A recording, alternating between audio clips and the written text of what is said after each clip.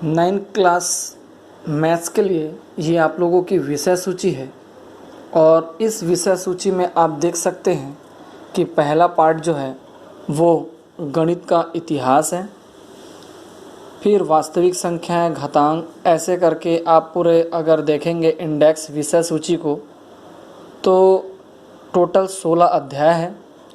हम आज अपना पहला गणित का वीडियो पहले भी मैंने शेयर किया था, बट सोमवार से हम ज़्यादा अच्छे से चालू कर रहे हैं। हम यहाँ पर अध्याय 1 को न पढ़ाते हुए अध्याय 2 वास्तविक संख्याओं से शुरुआत कर रहे हैं। तो देखें वास्तविक संख्याएं क्या होती हैं और इनसे रिलेटेड क्या क्या चीज़ें हमें सीखनी है। अध्याय 2 वास्तविक संख्या, रियल नंबर।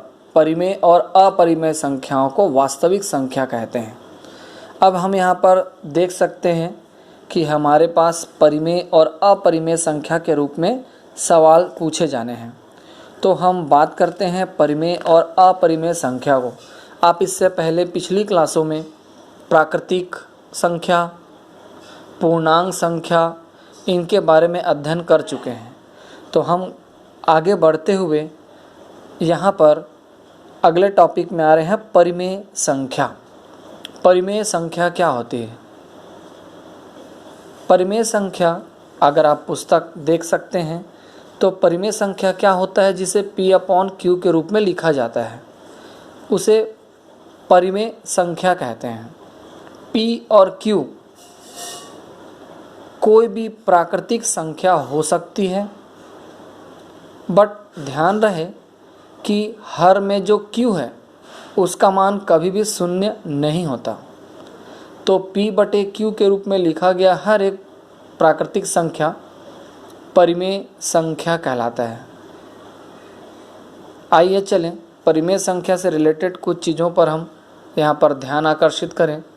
तो हम देख सकते हैं कि यहाँ पर पहला टॉपिक है परिमेय संख्याओं को संख्या रेखा पर दर्शाना।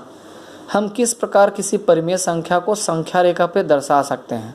सबसे पहले बात करें संख्या रेखा, तो आपके पास भी स्केल होगा। आप स्केल में अगर आप देखेंगे तो 0, 1, 2, 3, 4 ऐसा रखा होता है, बट जो संख्या रेखा होती है उसमें 0 के लेफ़्ट साइड में -1, -2, -3, -4 भी होता है। मतलब बीच में 0 होता है, लेफ़्ट में ऋणात्मक मान और राइट में धनात्मक अंक होते हैं। इस प्रकार ये एक संख्या रेखा होती है और एक संख्या रेखा पर परिमेय संख्याओं को प्रदर्शित करना होता है।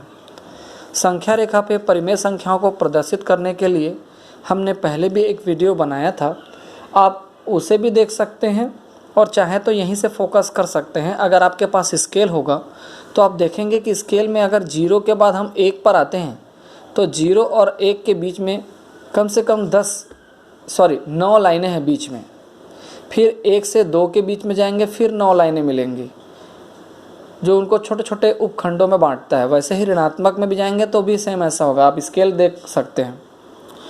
तो यहाँ पर आपको जब भी किसी परिमेय संख्या को संख्या रेखा पे प्रदर्शित करना होगा तो ज़्यादा अच्छी बात है कि उस परिमेय संख्या को आप दशमलव में भाग देकर सरल कर लीजिए। दशमलव में सरल कर लेंगे तो उसके बाद मान निकालना ज़्यादा आसान हो जाता है। देखें यहाँ पर जैसे 2/3 को अगर मुझे संख्या 2/5 को संख्या रेखा पे दर्शाना है तो मैंने 2/5 में 5 से 2 को भाग देकर 0.4 ले आया। धनात्मक मान है तो धनात्मक मान होने पर 0 और 1 के बीच में 9 लाइनें होती हैं। तो 0 के बाद 0.4 होने के कारण 4 लाइन गिनकर ये वाला लाइन उसका आंसर हो जाएगा। तो ये 2/5 को प्रदर्शित कर रहा है। कोई और एक उदाहरण ऋण 5/7 है, तो इसको हम अगर सरल करते हैं 7 से 5 को भाग देकर तो मान आता है ऋण 0.71। हमेशा दशमलव के 2 अंक तक निकालने की कोशिश करें और पहले वाले अंक के आधार पर संख्या रेखा पर प्रदर्शन करें। माइनस में है तो 0 के लेफ्ट साइड में आएगा, -0 पॉइंट है मतलब 1 से छोटा है, और 7 तो आप 0 से लेफ्ट साइड में 7 लाइनें खींचकर वहाँ पर आप बता सकते हैं कि ये ऋण 5/7 की लाइन है। तो इस प्रकार से हम संख्या रेखा पर क्या कर सकते हैं, प्रदर्शन कर सकते हैं किसी भी परिमेय संख्या का। नेक्स्ट टॉपिक तुल्य परिमेय संख्या व संख्या रेखा।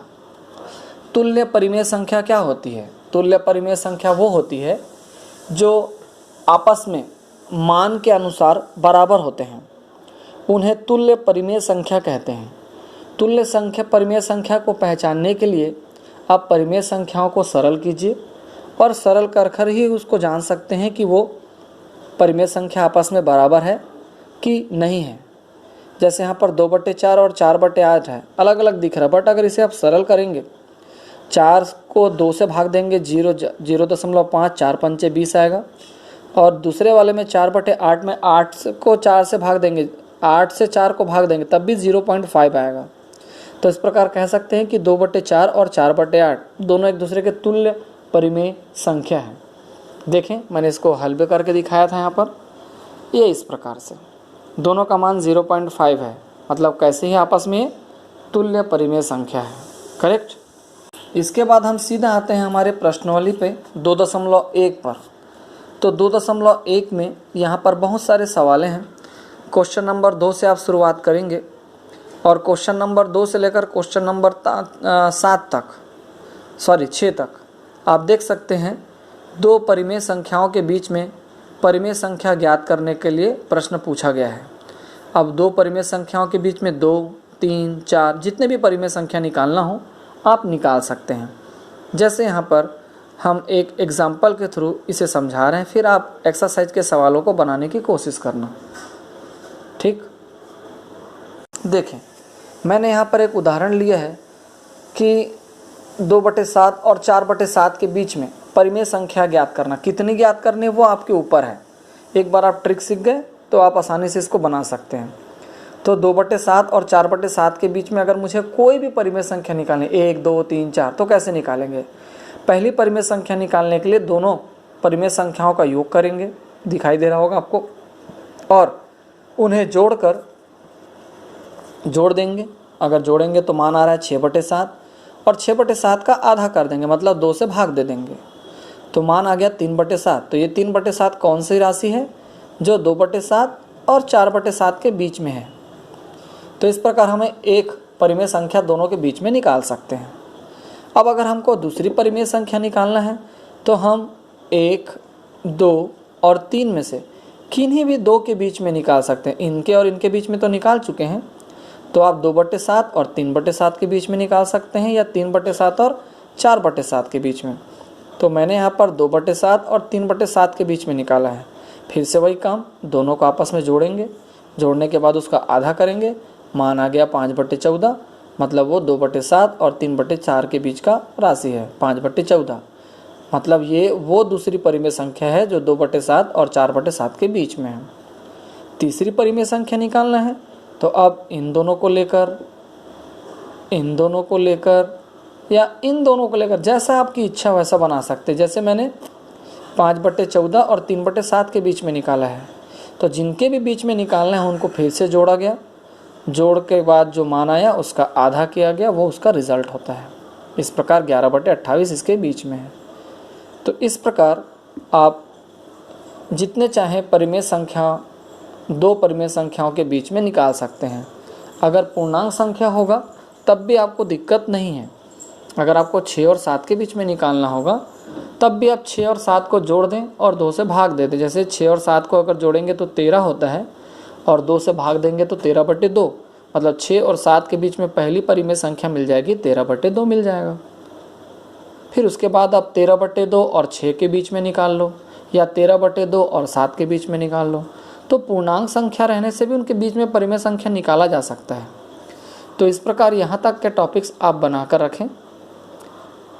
नेक्स्ट कंटेंट में, हालांकि ये वीडियो मैं पहले भी अपलोड कर चुका हूँ, बट एक बार रिवीजन के रूप में मैंने इस पे फिर रिपीट किया है। अगले वीडियो में हम इसके बारे में और चर्चा करेंगे। ठीक है।